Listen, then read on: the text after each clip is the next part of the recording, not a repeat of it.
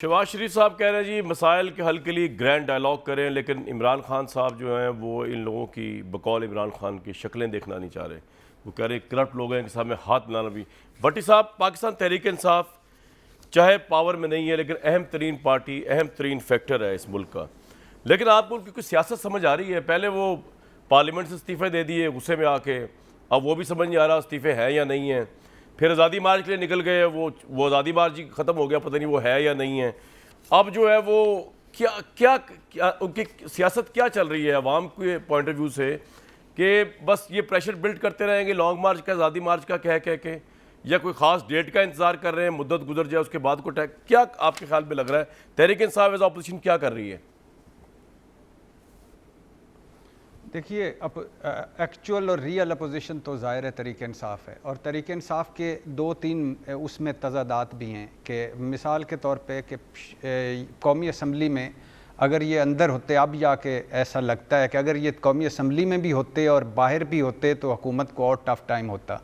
राजा रियाज साहब जिन्होंने 2023 में मुस्लिम लीग की टिकट लेनी है वो अपोजिशन लीडर ना बनते, और चेयरमैन नैब इलेक्शन कमीशन के मेंबरान और बहुत सारे फैसलों में शामिल होते। पंजाब की समझ आती है कि वहाँ इलेक्शन कमीशन का एक अजीब व गरीब फैसला आया है कि वो जो इनके थे मखसूस नशिस्तों वाले, वो अब जब दोबारा होंगे तो तब करेंगे, मुझे उसकी समझ नहीं आई। लेकिन वहाँ पर जो ये मेक एंड ब्रेक वाले हैं ये इलेक्शन 20-25 लोगों के, अगर तहरीक इंसाफ आप ले जाती है वहाँ सीटें तो ये बहुत बड़ा धचका होगा। शहबाज शरीफ साहब 24 किलोमीटर के फिर इस वज़ीर आज़म रह जाएंगे इस मुल्क में।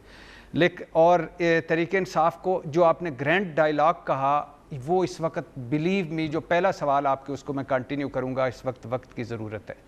लेकिन आप दोनों, आप शहबाज शरीफ साहब की एक तो सियासत रही है कि वो शुरू से इदारों को साथ लेके या सारों को साथ लेके चलना चाहते हैं, या उनको गुड कॉप का हमेशा दिया गया है। लेकिन प्रॉब्लम ये है कि ना शहबाज शरीफ साहब हुकूमत में बाइख्तियार हैं, ना पार्टी में बाइख्तियार हैं। हुकूमत में भी नवाज शरीफ साहब हैं और पार्टी मरीम नवाज साहबा चला रही हैं, और दोनों का जो मरीम नवाज साहबा के बकौल इमरान खान फितना है, दहशतगर्द है, फसाद है, उसको भट्टी साहब मुझे एक बात बताएं, आप कह रहे हैं कि पंजाब के अंदर ये ज़िमनी इंतखाब में जा रही है पाकिस्तान तहरीक इंसाफ, तो फिर चाहते क्या है? एक तरफ तो इतना इनकलाबी नारा है कि जी ये पूरा रजीम चेंज, इसका हमने हिस्सा ही नहीं बनना किसी लिहाज से, फ़ौरन इलेक्शन करवाएं। दूसरे पंजाब में वो चाह रहे हैं कौमी असम्बली से बाहर निकल आएँ। ये मैंने कहा ना कि तज़ादात हैं, या इससे भी एक आगे अगला स्टेप। फॉर एग्जाम्पल आप कौमी असम्बली से निकले तो आप उसके बाद प्रेशर होता कि आप केपी असम्बली से निकल जाते या तोड़ देते, आप पंजाब असम्बली के मुस्ताफ़ी हो जाते, तो वो आज सूरत हाल डिफरेंट होती। लेकिन ये वो इलादा रख के देख रहे हैं, कौमी असम्बली में हम इस रजीम चेंज का हिस्सा नहीं बनना चाहते, पंजाब में बनना चाहते हैं। दो तीन चीज़ें भाईजान, एक आज मुसद्दिक मलिक साहब अल्लाह इनको सेहत दे, उन्होंने नहीं बताया कि दवाइयाँ और दालें और आटा कितना महंगा हो गया है, लेकिन इन्होंने कहा था कि हमारे पास जहर खाने को पैसे नहीं हैं। सर, ये जो शहबाज शरीफ साहब इतने लोग लेके जा रहे हैं, और कल मैंने हमजा शहबाज का 48 गाड़ियों का काफिला देखा, ये पैसे कहाँ से आ रहे हैं? और दूसरी बात यह है कि एक सवाल मैं इनसे पूछना चाहता हूं कि जब ये आए थे तो कहा गया था 27 पावर प्लांट बंद हैं तहरीक इंसाफ की नालायकी की वजह से। अब वो आ गए, उसमें से अब 16 रह गए हैं। 27 बंद थे तो लोड शेडिंग नहीं हो रही थी, अब वो 16 बाकी। दोनों सवालों का जवाब मैं दूंगा, लेकिन लोड शेडिंग पहले मुझे जाना अली के पास, अली नवाज साहब। और आखिरी बात यह है कि फरमाया तमाम पावर प्लांट्स अगर चल पड़े तो फिर भी 27,000 मेगावाट की बिजली होगी। तो ये कहां से बिजली ला रहे थे? ये भी कोई छू मंत्र था जो ये पैदा कर रहे थे और आप नहीं कर पा रहे थे? बिल्कुल ठीक है, इस तरह के लफ्ज़ ना बोला करें मेरे प्रोग्राम में, ये मंत्र शंत्र वाले जो है ना ये हज़फ हो जाते हैं। लेकिन अली नवाज अवान साहब के पास जाऊँगा। अली भाई, ये कोई आपकी पार्टी के अंदर डायलॉग या डिस्कशन होती है इमरान साहब से कुछ समझाया जाए या डिबेट की जाए कि जो आप लॉजिक दे रहे हैं, पंजाब में हम ज़िमनी इलेक्शन में जा रहे हैं, पंजाब असम्बली में हम पावर छोड़ने को तैयार नहीं हैं, कौमी असम्बली जैसा बड़ा फोरम जो है जहाँ पर आप अंदर से भी इनको टफ टाइम दे सकते थे एज अपोजिशन, वो आपने राजा रियाज के हवाले करके, और आप एडमेंट है कि राजा रियाज ही रहेगा अपोजिशन लीडर, हम उसकी खातिर जो है अपने इस्तीफ़ों पे बरकरार भी हैं और बरकरार नहीं भी हैं, क्योंकि आज आप नहीं आए स्पीकर के पास वेरिफिकेशन के लिए। बात आपकी ठीक है, मतलब ये फील तो यही होता है जैसे आप कह रहे हैं, दो राय हमारी पार्टी के अंदर भी थी पर जो पार्टी में अंदर स्ट्रेटजी बनी थी उसमें फर्स्ट फेज़ के अंदर ये स्ट्रेटजी बनी थी, क्योंकि ये रिजीम चेंज जो आपने बात की है कि ये जो ग़ुलामों की हुकूमत आई है और जिस तरह इसको चेंज किया गया, यक PDM एक हो गई, यक तरीके इंसाफ के लोड टूट गए, यक अलाइज आपसे नाराज़ हो गए और एकदम ही आपके वोट ऑफ नो कॉन्फिडेंस आता है। और ख़ाकान अब्बासी कहते हैं कि जब तक स्टैब्लिशमेंट साथ नहीं होती उस वक्त वोट ऑफ कॉन्फिडेंस कामयाब नहीं हो सकता। तो यक से सारा होता है, तो उसमें स्ट्रेटजी बनाई गई थी। इसमें दो राय थी, बिल्कुल आपकी बात ठीक है, भट्टी साहब भी ठीक बात कर रहे हैं। तो उसमें पहले ये स्ट्रेटजी थी कि पहले हम नेशनल असेंबली से निकलेंगे, उसके बाद हम बाकी असेंबलीज़ के साथ साथ आहिस्ता आहिस्ता इसको अपने रिज़ाइंस देते जाएंगे और इंशाल्लाह आने वाले दिनों के अंदर आप देखेंगे ये पॉलिसी आपको इम्प्लीमेंट होती नज़र आएगी। जहाँ तक आपने ये बात की कि देखिए इलेक्शंस आप छोड़ नहीं सकते, हाँ इलेक्शंस लड़ेंगे। आपके सामने हंगू के अंदर इलेक्शन हुआ, हमारे कैंडिडेट ने कैंपेन भी नहीं की और उसको पता था मैंने लड़ के इस्तीफ़ा दे देना है, वो लड़ा, वो जीता और उसने वहाँ जाके इस्तीफ़ा दे दिया। तो ये हमारी पॉलिसी है, ये प्रेशर डालने की पॉलिसी है, ये हमारी पॉलिसी है, ये पॉलिटिकल पॉलिसी है, इससे किसी को नहीं। लेकिन अली भाई पंजाब में तो आपने किसी एक MP ने इस्तीफा नहीं दिया ना, पंजाब में तो आप गवर्नमेंट छोड़ने को तैयार नहीं है, लेकिन फेडरल में आप कह रहे हैं कि स्ट्रेटजी का हिस्सा है, वो स्ट्रेटजी का देखें ना आप क्या करते हैं। जब आप मेरी स्ट्रेटजी और ये देखें ना आपके सामने है कि मतलब मुझे तो समझ ही नहीं आ रही कि कौन है जो ये कह रहा है कि जो इलेक्शन कमीशन एक दिन बंदा, आपको याद होगा हमारे एक मिनॉरिटी के कैंडिडेट थे, उनका कत्ल हो गया था और जिसका इल्ज़ाम आया था वो जो उनके नंबर 2 के ऊपर था, उसके ऊपर इल्ज़ाम आया था, उसको जेल में नोटिफाई कर दिया गया था और ये नहीं कहा गया था क्योंकि वो नंबर 2 है, वो ऑटोमेटिकली वो नोटिफाई हो जाएंगे, वो जेल के अंदर नंबर 2 बन। ठीक है सर, ये पॉइंट आपका आ गया, पर पता नहीं है अभी मैं उस सीट की तरफ इशू को जा रहा था सर, ब्रॉडर इश्यूज है, जरा मिनिस्टर साहब हाथ लगे हुए, उनसे पूछ लो अगर आप बता देता हूं जी सर आपने आखिर पूरी बातों का सर मैं कह रहा हूँ। देखिए मुसद्दिक भाई की मैं हर बात मानने को तैयार हूँ, मुसद्दिक मेरे बड़े भाई हैं।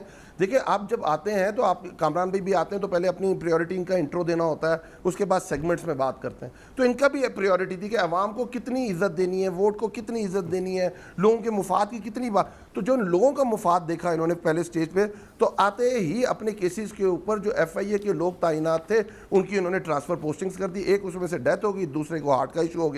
फिर उन्होंने कहा अवाम की सेकंड प्रायोरिटी क्या होनी चाहिए, उन्होंने कहा जो अवाम का पैसा हमने चोरी किया हुआ है और नैब लॉस के अंदर हम फंसे हुए हैं तो नैब लॉ को चेंज होना चाहिए। ये 50 दिन के अंदर की बात पॉइंट आ गया, वक्त की किल्लत है अली भाई, और किस तरह हो सकता है। तो उन्होंने कहा सर एक मिनट और उन्होंने कहा और किससे फायदा हो सकता है अवाम को, तो उन्होंने कहा कि EVM के जरिए अवाम को फायदा हो सकता है, ठीक है जी, अच्छा होगा। ये तो इनकी तरजीहात हो गई। फिर उन्होंने कहा ओवरसीज। अच्छा अब मुसद्दिक मलिक साहब, जो भट्टी साहब ने बात की ना 27 पावर प्लांट्स बंद वाली, वो बड़ी इंटरेस्टिंग है, उसका भी जवाब दे दें। और बेसिकली हमारे जो साबिक वजीर खजाना है उन्होंने बड़ी इंटरेस्टिंग बात की थी, उन्होंने कहा कि बेसिकली आप पेट्रोलियम कंपनियां जो हैं वो डीजल पर 70 और पेट्रोल पर 25 रुपये फी लीटर कमा रही हैं, इसलिए आवाम को हिट हो रहा है। Sir could you verify this, आप पेट्रोलियम के मिनिस्टर हैं। नहीं, नॉट एट ऑल जी, ऐसा नहीं है। जो वो कहा था उन्होंने वो ये था, मैंने उनकी बात तो नहीं सुनी, लेकिन मैं आपको बता देता हूँ पेट्रोलियम में क्या हो रहा था। पेट्रोलियम में तकरीबन हर लीटर जो आपको पेट्रोल पंप से मिल रहा था उस पे हुकूमत जो है वो तमाम लोगों को जो गाड़ियाँ चलाते हैं और पेट्रोल डलवाते हैं 70 रुपये की सब्सिडी दे रही थी। यानी इमरान खान जो सब्सिडी अनाउंस करके गए थे उसके मुताबिक अगर आपके पास ये बड़ी लैंड क्रूज़र है और आप लाहौर से यहाँ आते हैं तो हर 1 लीटर के ऊपर आपको हुकूमत 70 रुपये सब्सिडी दे रही थी। और डीजल जब आप डालते थे गाड़ी के अंदर तो अच्छा दौर था, आपको 84 रुपये से 87 रुपये तक सब्सिडी दे रही थी। अब सवाल मैंने आपको इस सब्सिडी की कीमत बता दी कि ये सब्सिडी देना जो है ये मुल्क को बैंकरप्ट करने की कोशिश थी, क्योंकि ये सब्सिडी की कीमत जो है वो 300 अरब रुपए डायरेक्टली और 700 अरब रुपए टैक्सेस के साथ बनती थी। और मैंने आपको पहले बताया है कि ये वफाकी हुकूमत के मुसद्दिक साहब क्विकली जरा एक मिनट बात सुन लीजिए। एक तो आपने मुझे इतनी सुहाना ख्वाब दिखाया कि इमरान खान के दौर में मैं 1 किलोमीटर जाता था तो पता नहीं 70 रुपये ये फायदा होता था, लेकिन ये शौकत तरीन ने कहा था, सुन ले उसके बाद रिस्पॉन्ड कीजिएगा। पिछले 4 दिनों में इन्होंने 60 रुपए फी लीटर पाकिस्तान के गरीब अवाम पे, ये बम नहीं है, ये एटम बम है हमारे हैं। हमने प्लानिंग की हुई थी कि हम जाके रूस से जो है सस्ता तेल लेंगे। 14 रुपए फी लीटर हमने रिफाइनरीज को दिया था कि मार्जिन रखें, वो 14 रुपए जो मार्च वगैरह में था वो अब तकरीबन 70 रुपया हो गया है डीजल पे मार्जिन, और पेट्रोल जो है वो तकरीबन 50 रुपए से ऊपर है मार्जिन, ये उनकी जेब में जा रहा है। तो ये लोग क्या कर रहे हैं? सर ये है पेट्रोलियम कंपनियों का जो मार्जिन है, इसकी बात हो रही है, आपने जो है बहुत अनब्रेल्ड कर दिया है, अनचेक्ड है। ये शौकत तरीन साहब, मैंने समझा आप मिफ्ता इस्माइल साहब की बात कर रहे हैं। नहीं, शौकत तरीन भाई साहब जो है वैसे जी। ज़्यादातर तो बड़ी नपी तुली बात करते हैं, लेकिन ये कुछ दिन से जो वो गुफ्तगू फरमा रहे हैं उसका हकीकत से कोई ताल्लुक नहीं होता।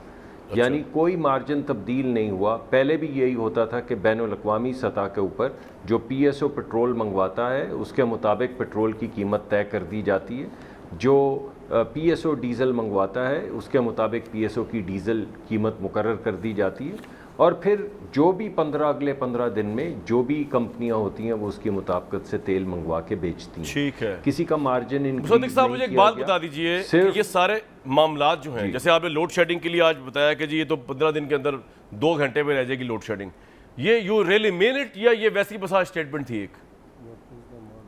नहीं, इंशाल्लाह जी, मैंने आपको उसका तरीक़ाकार भी बताया है कि हमने जो कुछ कोयले के ऑर्डर्स दिए हैं, जो पहले इन्होंने ऑर्डर्स देने थे वो नहीं दिए हुए। मैंने आपको बताया हमने फर्नेस ऑयल की शिप्स ख़रीदी हैं, LNG की शिप्स ख़रीदी हैं, वो शिप्स आना शुरू हो गई हैं, उससे आहिस्ता आहिस्ता सहूलत जो है वो बढ़ती। दूसरा आपको ये चेंज कर रहे हैं दफातर के औकात भी कि 4 दिन या 5 दिन काम हुआ करेगा और 9 to 5 बाजार खुलेंगे, ऐसा भी हो रहा है?